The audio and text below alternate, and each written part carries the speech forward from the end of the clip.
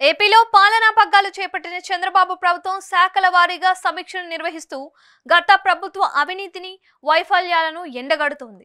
ఇదే సమయంలో ఆయా శాఖల వారీగా ప్రక్షాళన మొదలు పెడుతుంది.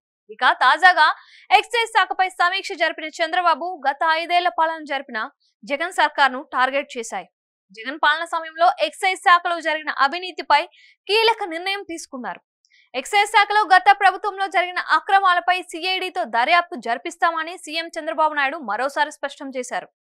ఇప్పటికే ఏపీలో మద్యం అక్రమాలపై విచారణ జరిపిస్తామని శ్వేతపత్రం విడుదల చేసిన సమయంలో అసెంబ్లీ వేదికగా ప్రకటించిన చంద్రబాబు దీనిపై నిర్ణయం తీసుకున్న కారణంగా గత 5 ఏళ్లలో జరిగిన లావాదేవీలపై అన్ని ఫైళ్లు సీజ్ చేయాలని అధికారులకు ఆదేశించారు.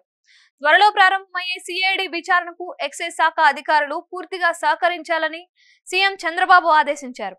జగన్ పాలనలో ఊహించిన స్థాయిలో 5 ఏళ్లలో మద్యం అక్రమాలు జరిగాయని, దీనిపై అన్ని లావాదేవీలు సిఐడికి అందించాలి అన్నారు.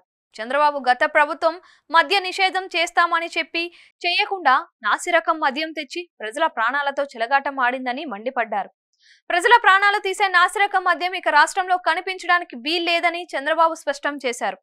ఎన్నికల్లో చెప్పినట్టు నాణ్యత లేని మద్యం ఏపీలో లేకుండా చేయాల్సిన అవసరం ఉందన్నారు సీఎం చంద్రబాబు. నాణ్యత విషయంలో రాజీ పడొద్దని, తద్వారా ప్రజల ఆరోగ్యాన్ని కాపాడాలని అన్నారు.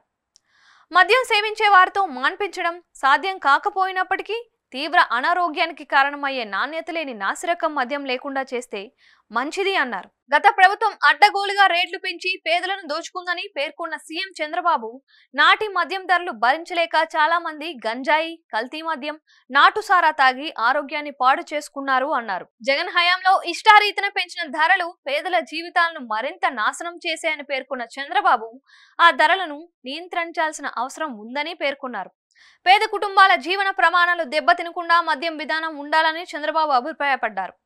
రేట్లు పెంచి పేదవాడిని దోచుకున్న విధానానికి స్వస్తి పలకాల్సిందేనని సీఎం స్పష్టం చేశారు. పొరుగు రాష్ట్రాల మద్యం మన రాష్ట్రంలోకి రాకుండా చూడాలని ఆదేశించారు. గంజాయి విషయంలో కూడా ఉక్కుపోదం మోపాలని సీఎం చంద్రబాబు చెప్పారు.